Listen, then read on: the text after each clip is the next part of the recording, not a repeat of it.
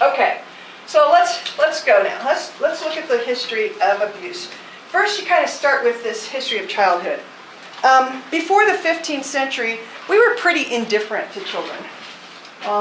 There was not a lot in place to protect kids. Children were the property of parents. They didn't have any special status in anything. Okay? They just were there. And so there was you'll see, children were probably not treated very well at that point in time because there was nobody thought they were special. Okay?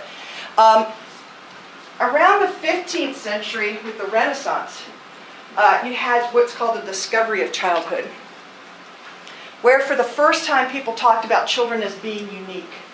So for example, in the Renaissance, for the first time they started saying things like children should probably not see certain things before certain ages because they need to be protected. They shouldn't see adults having sex. They should be protected from that. They shouldn't be exposed to war. They shouldn't go to war. In the 15th century, the first pediatric books were published, where even medically, hey, wow, this thing is different from an adult. Okay? And here's the medicine for little kids, and here's the medicine for big kids. Also in the 15th century, you started seeing people dress children like children. Okay? Before that, if you ever look at paintings prior to the Renaissance, what do little kids look like?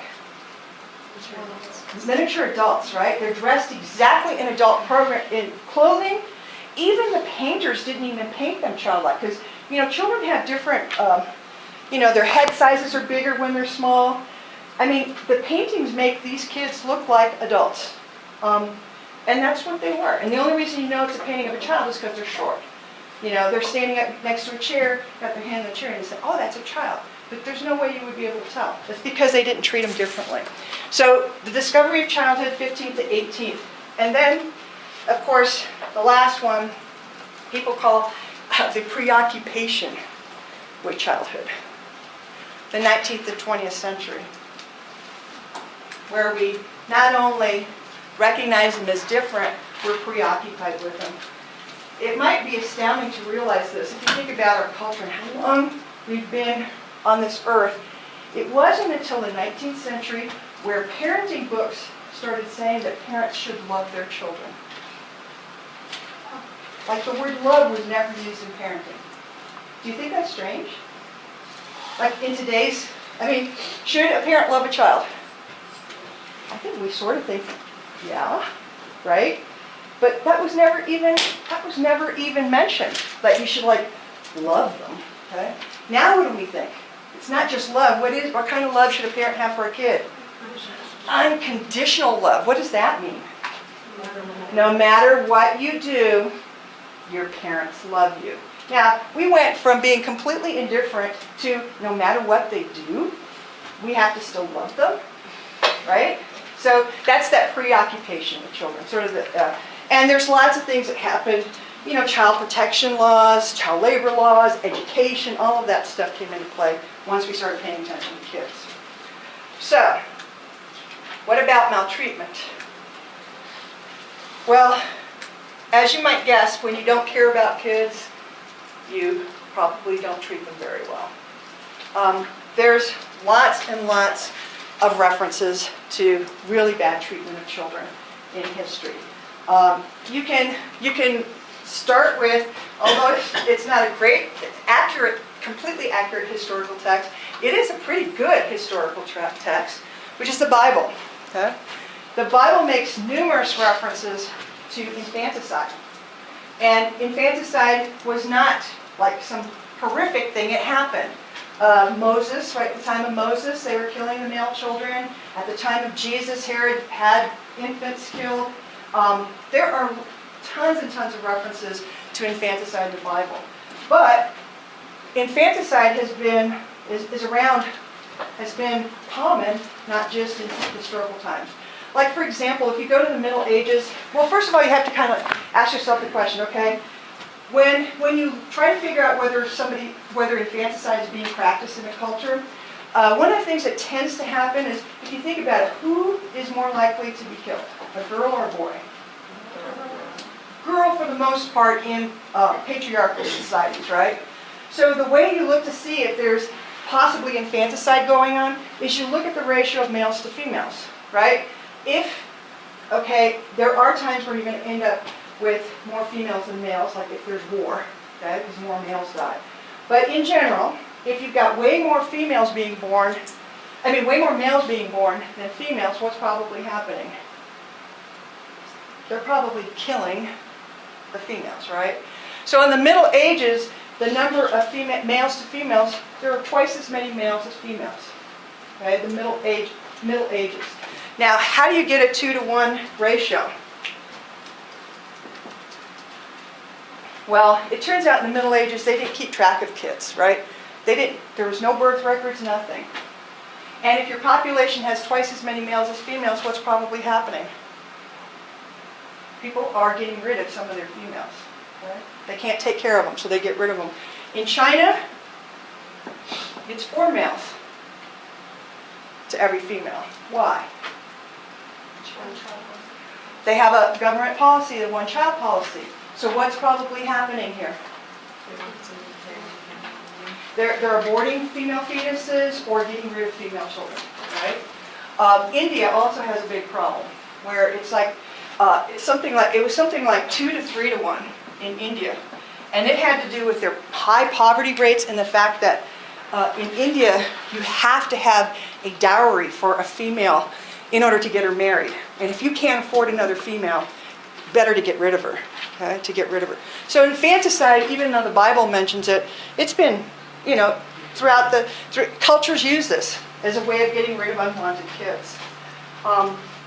And it's taken them a long time to ban this practice.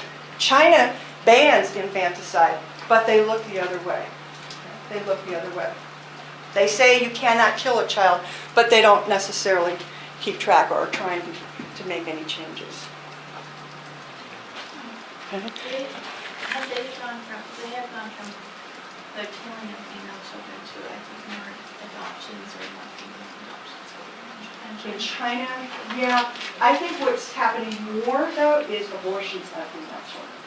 That's what's happening more. So don't even carry. So, if think about it, in China, you can only, in urban areas, and by the way, the Chinese government's trying to relax these rules a little bit because of this problem. But if you can only have one child, that's it. That's all I got. I'm a professional. My husband's a professional. You can only have one child. And in China, the one child you want is a male, right? I get pregnant, and so this is it. So I go to the doctor, I get tested, and I'm carrying a female. What do? Get rid of it. That's the more common practice these days. It's just not bringing a female child to term. Okay? So that you can ensure that you have a male child. And by the way, in China, it's the male child that's supposed to take care of you when you get old. So there's a reason to invest to have one of those things because he's going to be obligated. Him and his wife are going to be obligated to take care of you. Your female child is just going to go off and get married and take care of somebody else's parents, right? So there's many reasons why you might want one of those males. What if you have a male child and 7 or 8 or 10 or 15 years go by and he dies? Have another child? Technically, no. That's a really scary thing in China. It's tragic to lose a child, but if you've ever seen a tragedy in China and the wailing, it means that's your only shot. That was it. If you're a rural person, you can have 3. Because they help with the farm? They help, yeah. So that they're seen as an asset. But certainly, that one kid is your kid. That's it. And so if they die, you don't really get a chance. You had your one child. By the way, they are loosening up on this. Okay? They realize they caused some problems with their one-child policy. So you've got lots of references to infanticide. Also, even in the Bible, there's this other thing, a very interesting kind of thing that happened. In the Bible, when the city of Jericho comes down, okay, Joshua pronounces this curse on anybody who wants to rebuild Jericho. The curse is in Joshua 6:26. And it says, he pronounces this solemn oath, and he says, cursed before the Lord is the man who undertakes to rebuild the city of Jericho. Anybody who tries to rebuild this city will be cursed. At the cost of his firstborn will he lay his foundations. Okay? So, at the sacrifice of whom? My firstborn child will I create a foundation. At the cost of his youngest will he set up his gates. Okay? The curse was that you had to sacrifice. It was going to be the sacrifice of your children to rebuild Jericho. Okay? Now, nowhere in the Bible does it suggest that this is a practice you should engage in. However, that's what they did. Okay? For centuries, the practice of interring newborns on the foundations of buildings was very common. For example, archaeological digs of the Canaanites showed that they often built structures and there were jars of interred babies, just baby bones. They actually built and sacrificed children on the foundations of their buildings. So for example, this was a common practice also in Europe. They outlawed it in the 17th century. 17th century it took them to say that you don't sacrifice children on these foundations. In India, the practice of doing that was outlawed in the 20th century. The 1990, 1970, they finally stopped doing it. It was outlawed. So this idea of, we're going to build a structure, and the first thing we need to do is to sacrifice a child to make sure the structure stands. And again, it was something that was very common. Other things, ancient Greece and Rome. In ancient Greece and Rome, they participated and practiced in sexual abuse, what we would call sexual abuse. They didn't call it that. But young boys, and it wasn't so much girls, because girls were not valued, but young boys were often given at age 10, 11, 12 to a mentor, an older male mentor. And the older male mentor took care of this boy. But the older male mentor also had sex with the boy. And that was part of the training. So it was not uncommon for young, males who had some kind of stature would take on young boys. But part of what they would do is have sex with those boys. And it was completely condoned and it was completely okay. It was part of their training. And even, if you look at some of the attitudes about in ancient Greece and Rome, like even Aristotle, who we often use as like a very forward-thinking person, here's a quote from him. Here's one of his quotes. "The justice of a master or a father is a different thing from that of a citizen. For a son or a slave are property, and there can be no injustice to one's property." What does that mean? They can do anything they want to. There is no injustice. That your son belongs to you. And what you want to do with him is your own business. Because there's no such thing as something wrong. Because it's your property. Just like a slave is your property, your child is your property. And that's really the way they thought of children. And so when you sent your child off to be mentored, then they became that person's property. And that person could not do anything wrong to that property that belonged to him. Okay, so what we would call sexual abuse was considered perfectly normal. So even, I just want to give you a couple of other things. It's not just the Greek and Romans. Lots of cultures had very strict rules. For example, in Scandinavia, in the Scandinavian countries, in their early times, in order for a child to be accepted, the father had to take it. So a child is born, father looks it over, he doesn't like it, and he doesn't touch it, they left it out to die. Okay? So the father had to look at it, say, "Yep, that one looks good," pick it up, and then it could live. If the father didn't pick it up, they took the baby out, put it out in the wilderness someplace, and forgot about it. Perfectly normal, perfectly okay. In Rome, they had the law of the 12 tables, which was the idea that if a child was deemed deformed or not good in some way, the council could decide that to put the child out to die, not just the father. So that the village elders would look at it and go, "No, this one's not a good one," and just take it out and let it die. Okay, so that was the whole idea of sort of the early way of improving your genetics. The Middle Ages. Honestly, we are going to come to a time where we treat kids better, but we're not there yet. Okay? The Middle Ages, not too much attention to children. There was widespread poverty in the Middle Ages. It made children a liability. Having kids was a liability. We did not require parents to register their children at this time. So if you had a kid, no one knew about the kid. What's the danger of that?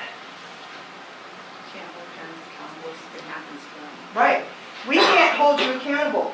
We can't say something like, whoa, didn't you have a baby 2 weeks ago?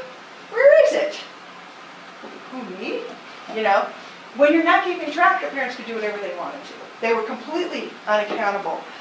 Children were sacrificed, they were sold, they were whatever you wanted to do. For example, even sacrificed to ensure a good harvest. And there was nothing wrong with it. There was this, in the Middle Ages, that also not uncommon to sell your kids. Today, can you sell your child? No. No. It's illegal, by the way, to sell your child. But it wasn't illegal then. If I had a kid and I can't take care of that kid, I could sell them. And places that used to buy kids were monasteries, nunneries. They used to buy children, and not for good purposes either. Like for example, there was this one set of heretical monks. In the Middle Ages, they engaged in this ritual yearly. Once a year, they engaged in this ritual. What they would do is they would mortally injure a child and pass the child from person to person. And they believed whose ever arms that child died in, they got to have that child sold. Okay? It's kind of a sick, twisted musical chairs, I think, So the idea is at what point, who gets to have the soul of this child? And so they bought the kid from somebody who couldn't take care of him, and then they kill him. And they had this ritual that they did yearly. Was it illegal? There was nothing to protect the kids. There's nothing to protect kids. So basically, not a very good time to be a child. Didn't people also mutilate children to make them better beggars? Make them better beggars, yes. Cut off an arm, yes. Totally okay. Totally okay. There wasn't going to be anybody to come arrest you if you did that. Okay? Now, you cut off a child's arm back in the Middle Ages, the chances are pretty good the child's going to die. But if he survives, then he's going to be a better beggar. Yeah. Okay? So we're getting to sort of the modern times, the Industrial Revolution. Better time for kids, worse time for kids? Worse. Yeah, we haven't seen the end yet. We're not there yet where we can say, oh, we finally made it better for kids. So what we had now is a new type of abuse, which is called institutional abuse. So not just being abused by your caretakers, but by institutions that we create.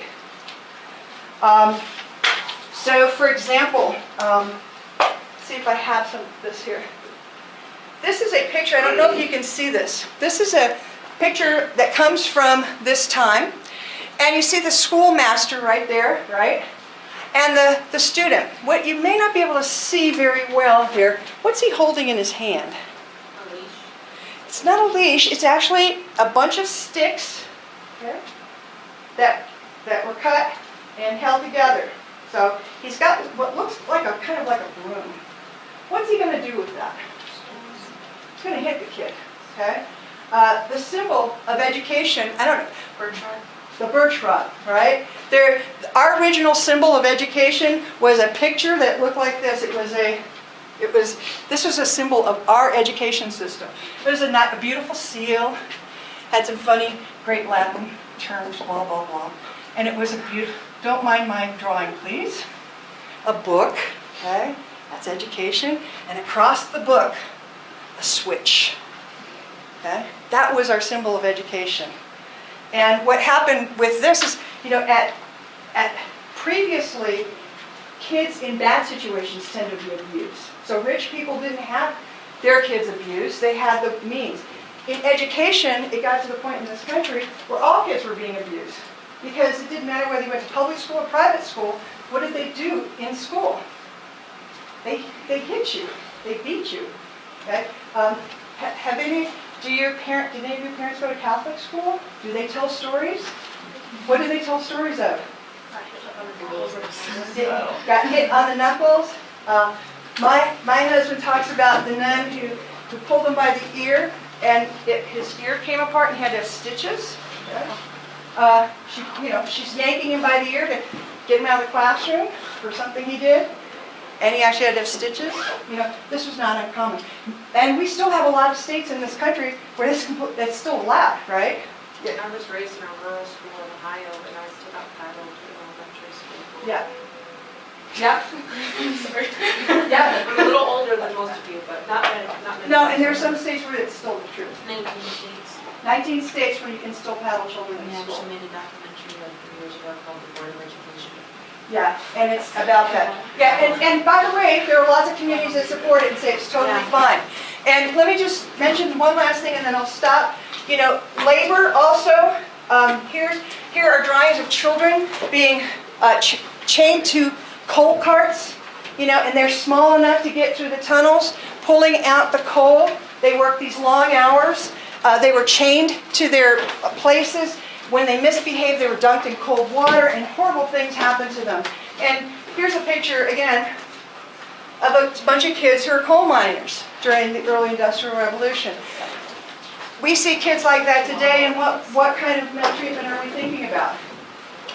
Neglect at the very least. When we see children that dirty, okay, and that, we say, whoa, whoa, whoa, what's happening? It's very common.